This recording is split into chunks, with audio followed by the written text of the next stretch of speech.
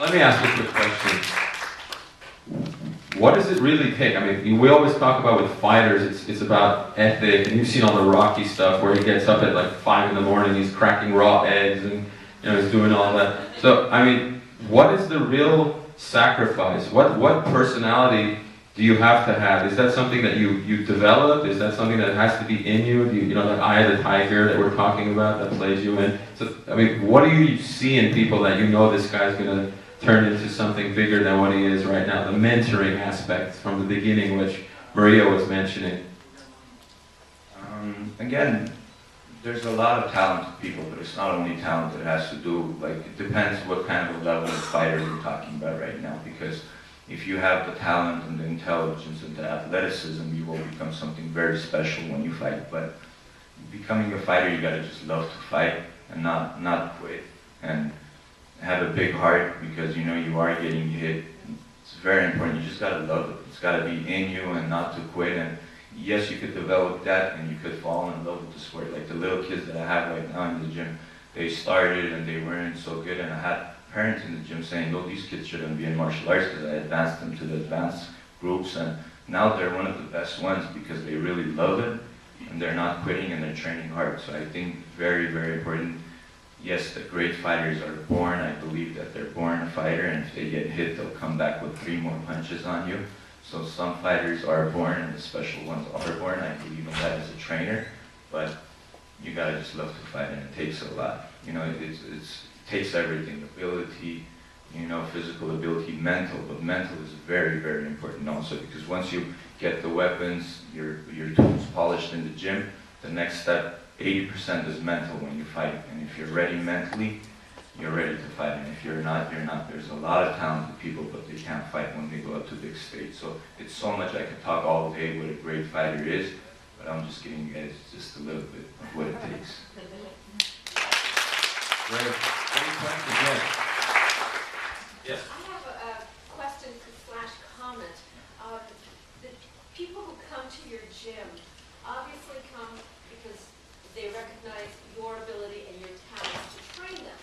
But there has to be that leadership quality that you exude, and you're being modest, I think, by not mentioning it, that keeps these people coming, the children and the older people, the students, coming to you specifically, not to someone else's gym, but to you.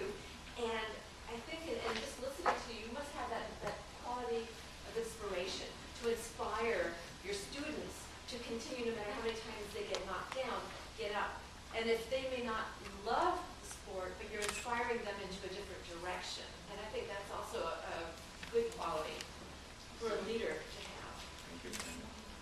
It is very important. My gym is really, really hard because, as I said, it's not only a gym. There's a lot of gyms in Glendale that are martial arts gym. It's great for kids to go to because there's a leader there and they look up to their sensei, which is called a trainer. They look at him like a father, and if they love the sport, they look at him so, you know, like these kids would go home when I was teaching, and if they didn't misbehave at home, their mom would go, "Oh, I'm gonna call Coach Edmond right now," and they would behave so much better. But on the other hand, I have like a lot of great professional fighters that, you know, are fighting and they're actually really, really active. So I have more leaders in the gym. So it's the kids look up to them, yes, but it's a fighting gym. You know, I love that because a lot of the gyms you go to, fighting gyms, there's not so many little kids, but I have over like 200 students, little kids that come to the gym. So it's really hard for me to keep the discipline. So I really work on that every day and try to make the groups, all the parents understand, and, you know, try to organize it very well so we can be successful. And I think it's working out pretty well.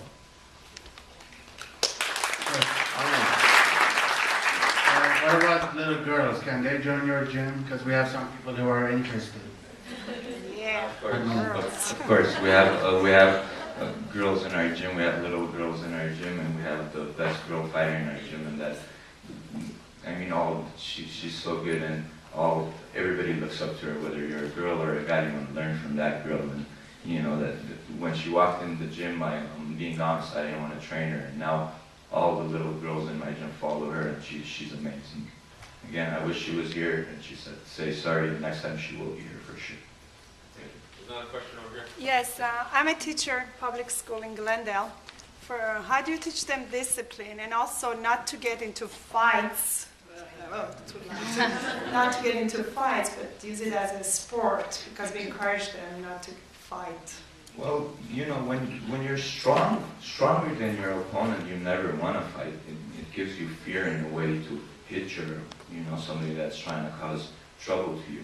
So we always give them the confidence they need not to get in a fight. And these kids earn their belt by working hard, and we always explain to them that, when you get your belt, you have to be more humble, and they learn that, and they're taught that throughout the day, because if they think they're tough, I might put them up against a kid in the gym, and they'll have such a hard day that they'll know that they're not tough. So there's different tactics that I work on, and with different kids I work differently. If I see that the kid is getting their belt, and they feel so good about themselves and they're trying to become bullies, I might get their belt away from them if I know that they really love the sport. And that will punish them so hard that they'll never do that again, and I've had that.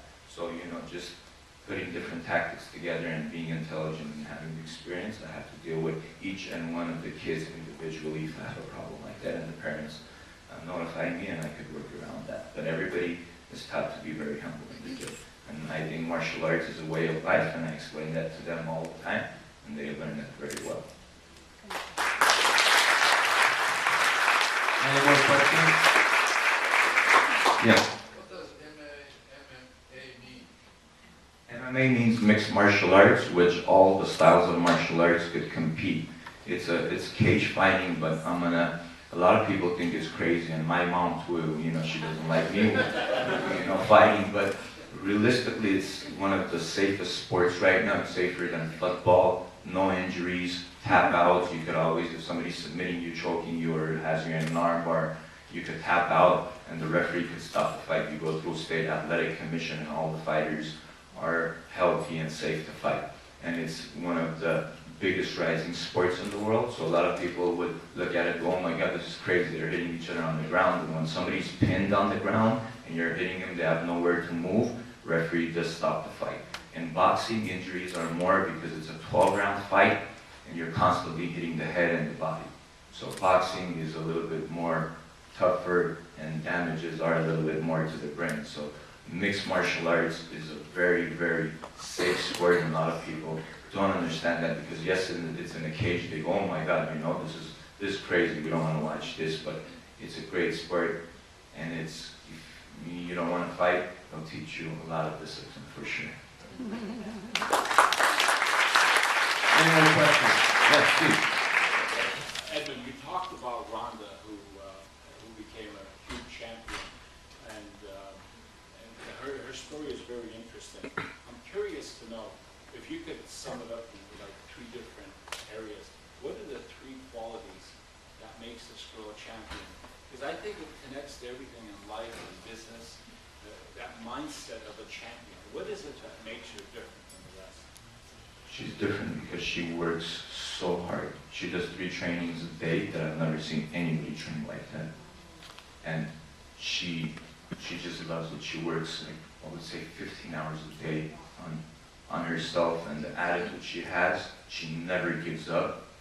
Like, there's nothing that I would say, nothing negative. It's always positive.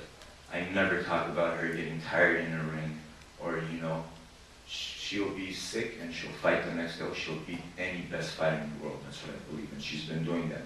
She's been getting the biggest numbers on Showtime history right now. Within 2 years, this girl's amazing. I've never seen anything like that. No MMA fighter is as big as her right now in the world. She's #9 highest search on Google. She's just all over the place. She works hard. That's what it is. And she's, yes, athletic. It's in her. Her mom was the first world champion of the United States. So she was guided in the right direction, but she has the attitude. I think that even if you don't have that parent next to you that could guide you in that direction, you could still be as good as her. It just takes a little bit more understanding. When you're young, it's hard to understand that, but when you get older, you could, and you could understand that to work hard and to achieve the goal you want to achieve, but putting a lot of time into achieve it. Time is very important, and work and time. Kung Fu, a lot of people know Kung Fu, karate Kung Fu is very famous, right? Bruce Lee, Kung Fu, and Kung Fu, the meaning of Kung Fu, it's work and time. It's not like a style of martial arts. Since Bruce Lee came up in the movies and people started saying, oh, that's Kung Fu, but it's Kung Fu, it means work and time. So when you put work and time into something you love, you will become good at it. There's no way you won't become good at it. You will become successful. And that's the meaning of Kung Fu. That's why in Chinese martial arts, they say Kung Fu, like everybody knows Kung Fu is a fighting sport. They say Kung Fu of bread making, or Kung Fu of this, mechanics, and it means like a master, and they put it work and time into becoming that master.